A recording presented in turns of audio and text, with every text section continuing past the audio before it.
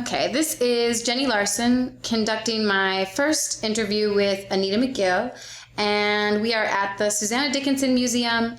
It is November 14th, 2014, and this interview is a part of the Conversations to Create Unity Oral History project conducted by the Susanna Dickinson Museum and Baylor University. Well, thank you for coming and letting me interview you. And I want to start with just sort of getting a sense of your early years. So if you can tell me about, when you were born, where you were born, just those sort of the beginnings of Anita McGill. Okay. Well, I was born here in Austin in June of 1975. The old Breckenridge Hospital that was torn down, I guess maybe a year after I was born, because my brother, who was born in 76, was born in the hospital that we have now, the new hospital. So. And what neighborhood did you grow up in? Well, we actually moved around a lot, but my early memories are like Valle area, which is right on the outskirts of Austin. Went to pretty much until 5th grade. Valle, there was Bergstrom Air Force Base was there, which is the new airport now, the ABIA. It was an Air Force base there, so a lot of Air Force kids I went to school with, so it was pretty interesting. But and then I actually kind of lived in East Austin as well, because my grandmother helped raise us a lot. She lived by it's no longer Johnston High School anymore either. I think it's East Austin Memorial, or I'm not exactly sure the name of it now, but in that area over there, most of my childhood is where I grew up. And you have siblings? I do. Well, I have a brother who's 18 months younger than me. We grew up together, but then I have a brother who's 15 years younger than me, and a twin brother and sister who are 17 years younger than me. So kind of more like a mom to them than a sister. But. So describe to me sort of your elementary school years, like maybe a day in the life when you were, a little kid. Well, it was interesting. I was in, it was called a CPAT program. I'm not even exactly sure what the acronym stood for, but it was more like a gifted, talented program, but they didn't have that then. So we would be doing advanced work in class. Valle kind of had like kinder through second, so it was really a small school district. So it was kinder through second, and then it was just one school for 3rd grade. Then they built another school that was just for 4th grade. Then there was this middle school for like 5th through 8th grade. No, it was like 5th through 6th grade, and then it was 7th through 8th grade. So even though we were still like in the same school district, like every couple of years we would go to a different school.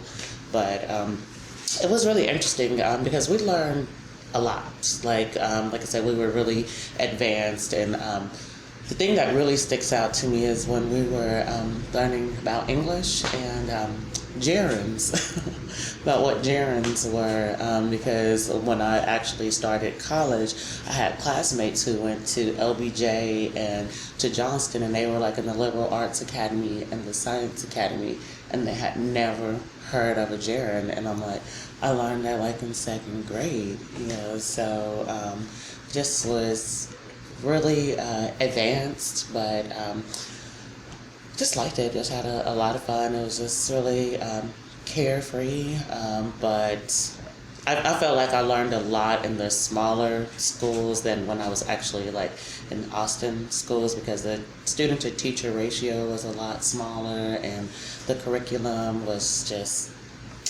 I don't know, I just thought it was a lot better. So how was it going to different schools every couple years? Was it the same group of kids that pretty much went together? It was the same group of kids, so we grew together, but with there also being the Air Force Base, there were a lot of kids that would come and go as well, but for the locals, we all pretty much stayed and knew each other, but we did get to meet different kids, and it was kind of heartbreaking because you would really get to know someone and then their parents would get stationed somewhere else and they had to leave, but for the most part, a lot of the kids got to stay at the same schools. And we just kind of went from school to school, but in 5th grade, I moved back into Austin, but Manor School District, because it was still kind of like on the outskirts of town. So I had half of 5th grade at Valle, then the other half moved to Manor. So that was kind of crazy. Yeah, so was that a completely different group of friends suddenly? Yes. A new neighborhood, new friends, new school, but Manor was also still quite small, much smaller than it is now, and it was just getting to know everyone else, but they still had pretty much the same type of program, gifted and talented program, which I was in that as well. We had like 3 5th grade classes in Manor, and there was like the really elite, the regular, and then the, not so. So we went, and I went to Manor until 7th grade. So I moved around a lot. So 7th grade, I ended up going back to Austin School District to live with my aunt, who wanted me to stay there because she thought that Burnett Middle School, which is the school I went to then, she thought that it was better for me academically and just wanted me to live with her, and they were better off financially. She had a husband and my cousin, who was like my sister because we were a couple of years apart. We got to live together and go to school together. So. And that was after 7th grade? Yes. Yeah. So going back to the Del Valle days, what was the demographic of your school? It was really small. We had, like I said, the schools, like it was kinder through 2nd was one school, and then just a 3rd grade school. And it was just mainly, actually it was mainly white students. I still have a friend that I met in 3rd grade. We're still friends to this day. And we still keep in touch. She actually moved to San Antonio, but she was born and raised here too.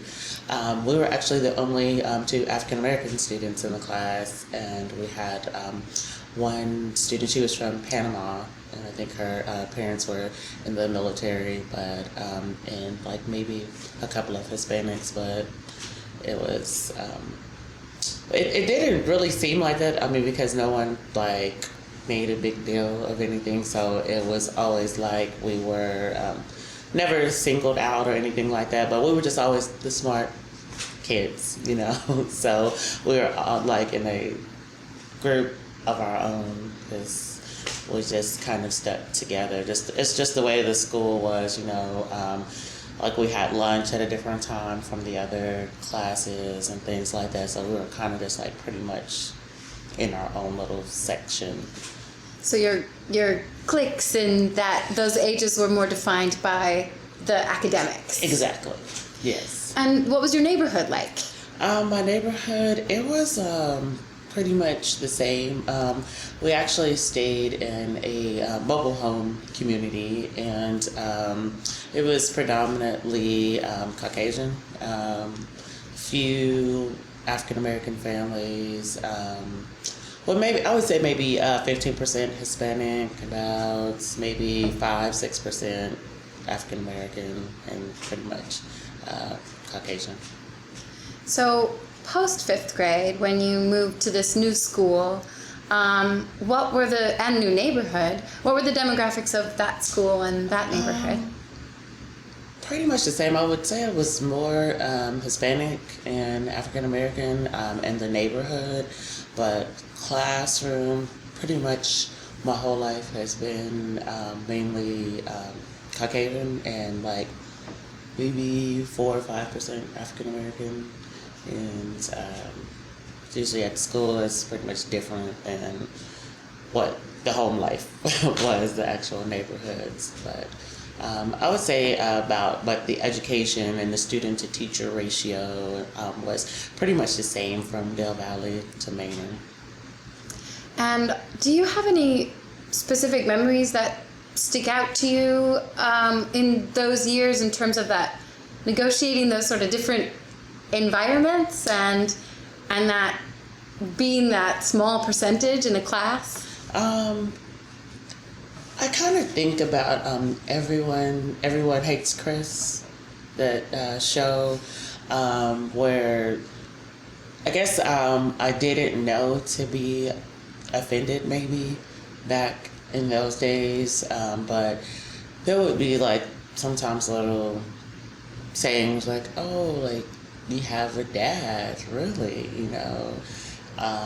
like, well, you're not like the rest of your people because you're smart, and you're not, you don't talk like them, you use regular English, different things like that, because there would be outside of the classroom, of course in the regular classrooms there would be other African American kids, and they'd be like, well, you're not like them, and there would be little jokes and things like that, but no offense, not to you though, so, and I was like, oh, okay, well, not me, so, okay, they don't mean me, I didn't really know to be, like, offended by some of the... And was there a shift for you, or a time in your life when you can remember, like, wait a minute, like the sort of like the light bulb going off on like when that switched to being like, wait, that's offensive? Actually, college. When I was at Huston-Tillotson, and was actually in the Upward Bound program when I was at Huston-Tillotson. It's a college preparatory program for 9th through 12th graders, and my freshman year, I had to take an Intro to African American Experience class, and the instructor was actually from Austin, and he was telling us about Black land that was on East 6th Street, and we were like, wow, they have that, and he was just talking about the gentrification of Austin, because by this time it had definitely changed. And we were talking about in school, he was talking about like the textbooks and things like that, and about, the little jokes, and I didn't even know, and I'm like so ashamed of myself now, but I didn't even know like Egypt was in Africa because of the way the textbooks were made, and we just kind of just really started talking about like really history and things like that, and I was like, wow, wait a minute, they would say things like that to me, and I didn't even think that was offensive, and it's like, yeah, that was kind of offensive, so. So I know we jumped forward to college, but let's go back. So talk to me about from, your middle school, high school experience, although I'm guessing you maybe had different schools there too, because you said you moved a lot, so. Yes. We were, I think 7th grade is where you left me off. Yes, well, 7th grade, I actually went to Burnett Middle School to live with my aunt and different people, but I also would, because our family was really close-knit, so we would always go to each other's homes and everything, so some of the people from school I actually knew from the neighborhood, even though I didn't live there, go to school there, so it wasn't so weird going to a new school, because it was like, okay, well, I know you from the neighborhood, and it was still kind of, I guess, weird, because then I was like in the honors classes. I took French. Not too many people took French. Most people took Spanish. I was going to go live in France in the chateau, so I didn't need Spanish. I wasn't going to live in Texas, so started taking French in 7th grade and pretty much took it throughout, even in college. Can't speak it fluently, but I can read it. And I like I said, was in like most of the honors classes, so it was pretty much predominantly white, even though the school wasn't, but just the particular classes that I was in, honors English and algebra, things like that. So I took a lot of advanced classes, so by the time I was in high school, I would already have credits for that. So I've always liked to be, I guess when I got to Manor, like Del Valle, I was really quiet, really shy. Like they used to say, speak up, we're not going to bite you or anything like that. My maiden name is Gums, Gums. So every first day of school, I was terrified when they called the roll because I knew everybody was going to know my name because this was a new school and people were going to make fun of me, things like that. So I would always just try to make sure that I was really quiet so no one would make fun of me. And by the time I got to Manor, I really started coming out of my shell and really started being more of a people person and, hey, yeah, so what, that's my name. I have funnier jokes than you. I've heard this joke right here. So I kind of was a class clown type thing. So even though I was considered like nerdy because I took the classes or whatever, the other students, they started like, oh, well, she's okay, she's funny, she's all right, she's not just completely about the books and academics, she likes to have fun. So I just kind of, I consider myself a nomad. So I really wasn't cliquish because I would hang with everyone depending on what day it was. Sometimes I would be by myself, sometimes I would be with this group, sometimes I would be with the jocks, sometimes I would be with whomever, and it just I just pretty much got along with everybody, and I really don't like cliques, and just to be in one group and just to be defined by that. So I just pretty much spread myself around. That's great, because I was going to ask how you navigated that, being this academic and then still being able to get along with the rest of the school. And so humor was here. Yes. Yeah. Just about, yes, humor definitely helped a lot. So what was your neighborhood like in Manor? It was kind of a country. Even though it was Austin, city limits, it was still Manor School District, but it was still on the outskirts of Austin. So our neighbors had chickens and things like that. If you go further down the street, there was a farm with cows and things like that. Even though we didn't have it in our home, but like the subdivision that we lived in, there was just everything. There were like homes, mobile homes, different things like that. Just people from all backgrounds just there. And we had a barbecue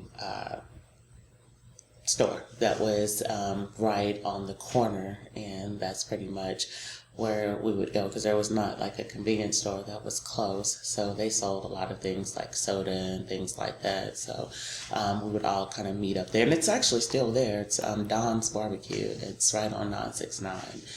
And still have great barbecue too, by the way. So that's kind of like where we would go to hang out because there was really nothing much there. It was just there and like a church that was on the other side, but not much that we could do. So you mentioned sort of not really having that awareness of the prejudice that was passive aggressively, in your life when you were a kid. Did you in high school have any kind of sense of like Austin as a greater city and race in that, or? It really wasn't to me as big of a deal, especially in high school, because I actually went to Johnston, LBJ, and then I ended up going back to Manor because we moved into another neighborhood. So I graduated from Manor, but I guess in high school it was not as bad. I mean, there were some kids who would tease me and they would say, oh, you don't belong in this neighborhood, or they would be like, oh, I never see you in school, like what type of classes do you have, and things like that. And they would just kind of tease me, and basically I was called an Oreo for a lot of my life. And so it just got to the point where I just wasn't even offended anymore. And it was like, just because I can speak proper English, maybe you should learn. But I just did a lot of, things with humor and things like that, and just to get past it. But it really wasn't as bad towards high school, or maybe I just blocked it out. I don't know. But I don't really remember it being such an issue, or with me being offended. Just when I started class, started thinking about, wait a minute, I remember in elementary, the kids used to say this, and there's a couple of times when the teacher said this, and when I started watching Everyone Hates Chris, because he was going to a predominantly white school, and I'm could really identify with things, and wait a minute, they used to say that to me too. I didn't even know to be offended and I don't think that it was that they even knew any better either, that they really thought that it was offensive either. So I don't think it was so bad. So now you said you went to Huston-Tillotson? Yes. But was that a college prep or? Both. I started in 9th grade for the college prep, and Upward Bound, we would actually go every Wednesday.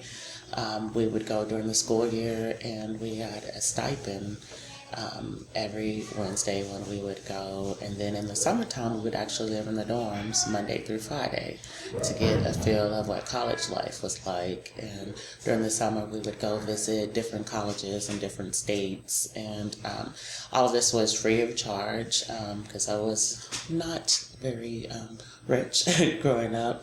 So they would actually give us stipends, and we would get to travel because it was government. It was a federally funded program. So we got to go different places that I never would have gone had I not been in the program. And I really liked that. And so my mom actually wanted me to stay here in Austin. I wanted to leave, to fly the nest, but I noticed when I would go to different places, I think the furthest place we went was to Atlanta.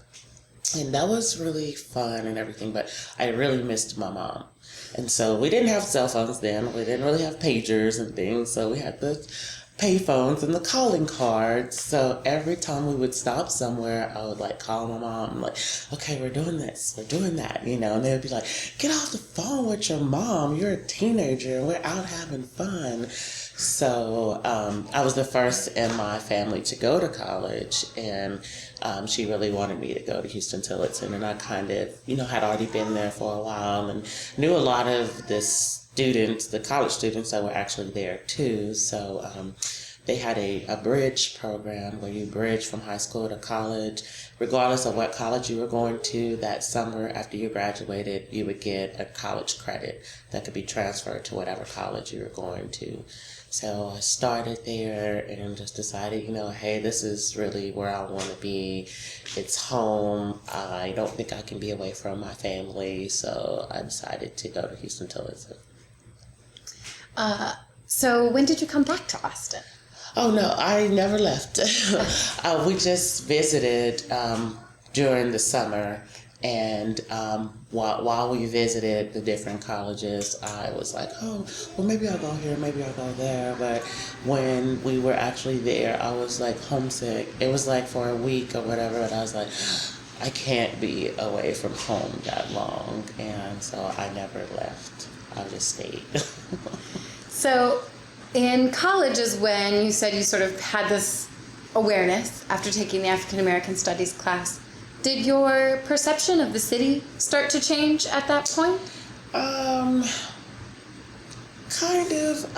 I just started to notice a lot of the gentrification that was going on the east side of town, and how they were cleaning up everything, and I had heard rumors about like elderly, like pretty much getting kicked out of their homes. They had been living there forever, and if they didn't sell, like the price, the taxes were being raised and things like that, and so they weren't able to afford to live there. And it's never really been that expensive, but the friend that I had met in third grade, her mom actually bought a house on the east side, and it was like a $200,000 home, which was like unheard of during that time. Like, wow, really?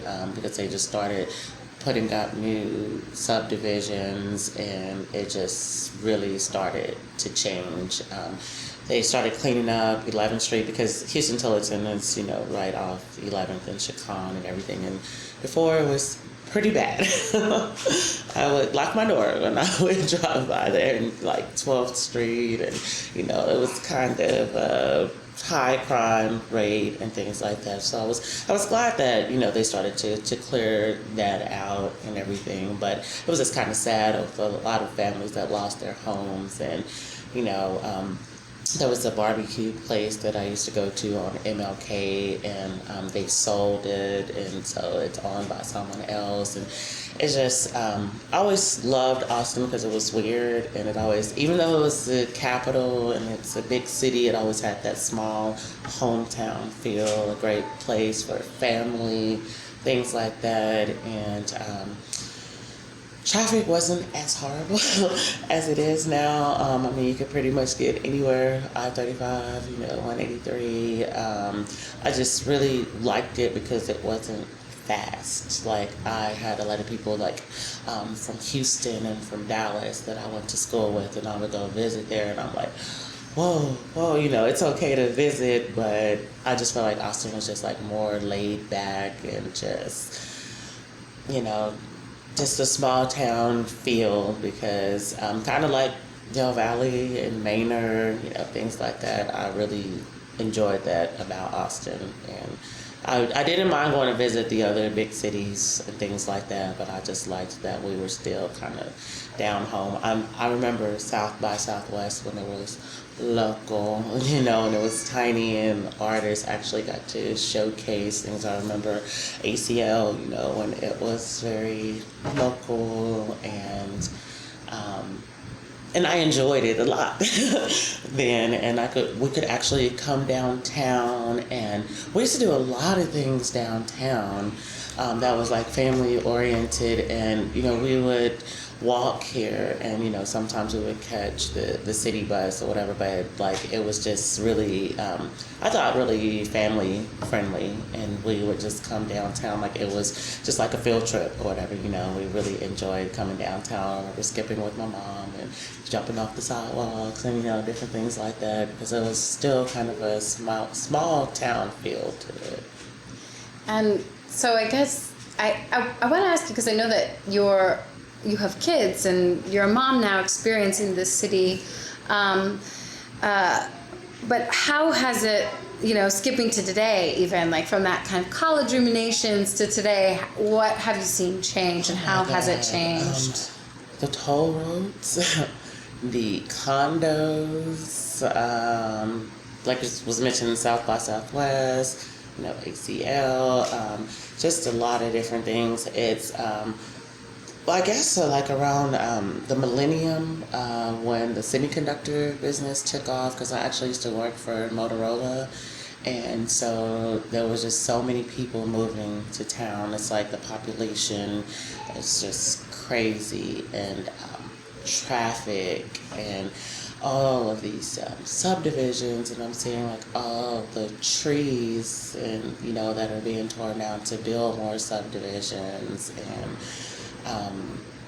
it's just getting more of a big town feel, and it's a lot more expensive. Like, it's way more expensive to live here. Like, I actually moved to Pflugerville because it was just a little too much to live in Austin.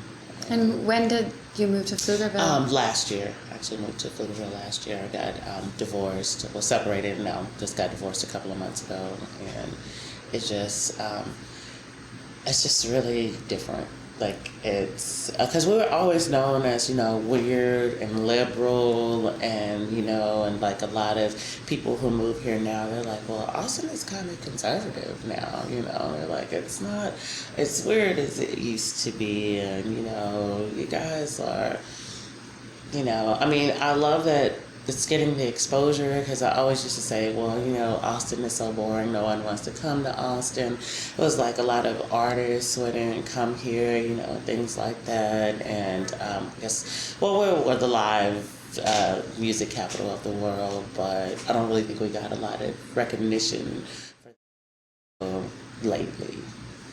So it's like pros and cons, yeah. Yes. And thinking of ruminating about that, continuing to, but specifically about race relations, how do you feel like that is similar to growing up, college, like both of those, and now, or different?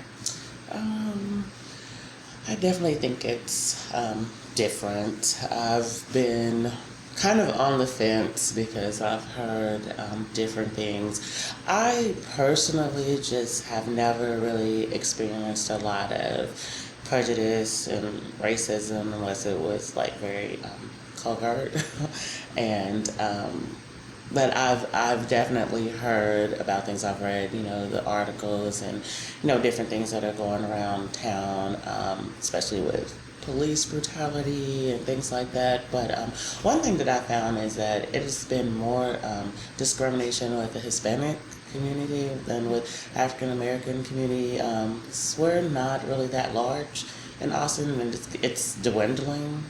And to me, just from some of the research, I haven't done a lot, but the Hispanic community is rising here, and most of it has been targeted towards them, especially the undocumented aliens. A lot of crime with them because most of the time they're not going to report it because they don't want to be deported and things like that. But I mean, I definitely do think that there's things that are going on. I think it's more, it's partial racial, but I think more economical, as far as where you live and things, because there used to be where, okay, this is where all the black people live, you know, this is where all the white people live, this is where all the Asian community is really growing here in town as well. But I think it just has to do more with economics than race from what I've seen.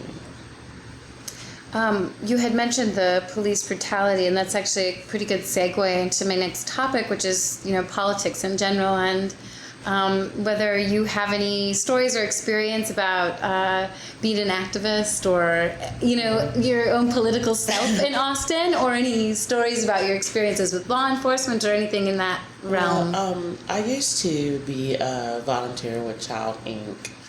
And so that's Head Start program. So, and that is federally funded. So we had a lot of activism. I want to say like around Bush's era when they were wanting to do away with like Head Start, things like that. So I actually became a deputized voter registrar. To get people to vote. Actually started going to city hall meetings, and, you know, because my children were actually in Head Start, and I saw how important early childhood development was, and, you know, that was the No Child Left Behind thing, and they were just really trying to do away with those programs. So that's kind of, you know, when I really started to get involved and pay attention to what was going on, because it kind of, you know, hit close to home, and I definitely didn't want to lose the program as it really helped them. And my children have really done well in school and excelled, and I owe it all to Head Start, just by teaching us about early childhood development and the way the brain develops and things like that, and encouraging us to volunteer in the classrooms, and it really helped them through their academic years, because I learned a lot by, being in the program and volunteering. And I was there off and on for about 10 years, and I'm on the Parent Policy Council, so I got to learn a lot about being uncounseled and public speaking, and had a few articles in the Austin American Statesman, and where I was interviewed, and just got a lot of opportunity to do things that I wouldn't have otherwise. And are you still politically active? Not as much. I try to keep up, but not like I should. It's just really confusing with everything, and just learning about how it is here. Like, they don't, unless it's like the governor or presidential elections, things like that, the local elections aren't really publicized as much. You don't see a lot of the vote here signs and things like that. And I've learned, like, if you just vote straight ballot, really doesn't what you're voting for and whatever propositions, and that there are other things that are put into those propositions, and if you don't pay attention to them because you just see these signs, vote for Proposition 1 or don't vote for this one, and can kind of be brainwashing. But I definitely try to vote and just stay knowledgeable, but I definitely want to get back into it because it is very important, and just the way things are going now, I definitely see that I need to be more aware of things that are going on. Do you, thinking about those same lines, do you see yourself here for the long run? I really don't know.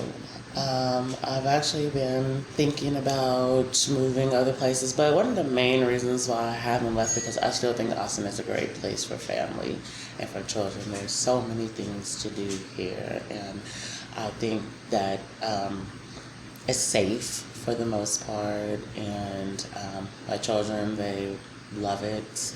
They love living here. I mean, this is all they know. Most of my family lives here, so I don't know. I'm really thinking about it, but the main reason is just because of my children and them still being in school, and we just find so many awesome things to do in town. Can I ask what sparked the decision to think about moving even? Just personal with, I was in a 15-year relationship that ended horribly. And we just got divorced a few months ago, and just a new change of scenery and not having to be around, because even though Austin is big, it's kind of small. It's like, the same, we know like some of the same people, and so even if I go out somewhere, it's like, oh, well, we saw your ex, or they saw me and told him, and just kind of want to change of scenery. So I wondered if I could ask if you had any, and you've kind of already sort of been answering this, but if there are any specific stories you have about your experience with race in Austin that have maybe had a personal impact on you or on family or on the community? Well, actually, my brother has been in prison since he was 17 years old. But he was pretty much selling drugs and just got in with the wrong crowd, and just kind of made a lot of bad choices at a very young age, and it was just so easy for him to get into that crowd, and he would always, talk about racism, and he's like, well, you're not a man, you're not a male, so you really don't understand. But my thing was, okay, well, some of those things you were actually doing, some of them you may not have done, but he would just say how he would be walking down the street and be pulled over because he fit the description of something, because he's like, well, because he may have had similar clothing, similar build, different things like that. There were a couple of times when he was arrested, and it was mistaken identity. And but what he actually went to prison for, he did. But he was actually arrested on the night I graduated from high school, and I guess they had been looking for him and staking the place out, and they arrested him, and he was trying to give, I guess, the keys or whatever to my mom, and I was actually in the back, like, putting on my cap and gown and everything, and I just heard someone, like, cursing my mom out, like, calling her all kinds of names and everything, and this was the police. And I couldn't believe that, like, wow, you're a police officer and she's just trying to, she's telling you that she's just trying to get the keys from him or whatever, I mean, they were like, you're a Delphine, I mean, just like all kinds of stuff. And I was like, wow, it was not a good experience that I had. But they arrested him, and they, like, had my mom down on the ground with the nightstick against her neck and everything. And it was like, she didn't even do anything. She wasn't posing a threat. She was very ill. She had asthma. Matter of fact, she passed away 7 years ago from asthma. So she wasn't threatening or anything like that. And she's been ill from asthma for, like, the last 15 years. So she was, like, having an asthma attack, and it just kind of got really ugly. But other than that, I really hadn't had too many run-ins with him or anything like that. But that was pretty bad. Yeah, that's bad. And what a way to have your graduation. Yeah. Celebrated. Yeah, rough. So, is there anything else you want to tell me about what your life is like now? And in that same vein, and we've already talked about, how Austin has changed, but if there are any other sort of personal stories about that, or... Like I said, I think there are pros and cons to it. I've definitely made a lot of friends, just got to meet a lot of people. I think a lot of things are commercialized more now than they were, but I got to see Prince, so that was just awesome. So I'm the hugest Prince fan, and he came last year for South by Southwest, and they had a scavenger hunt, like if you had a Samsung device, and they were doing the S-Beam NFC type of thing where you bump your phones, without internet or whatever. So they had all these different restaurants around town that were giving away free things. So you had to go to, like, it was a scavenger hunt, and so you had to unlock 12 of the codes in order to get the band to see him. And long story short, I got to see him, and he gave me the mic and let me sing, and I was ecstatic, and, like, that made my whole life, like, because I've been the biggest Prince fan forever. And so, yeah.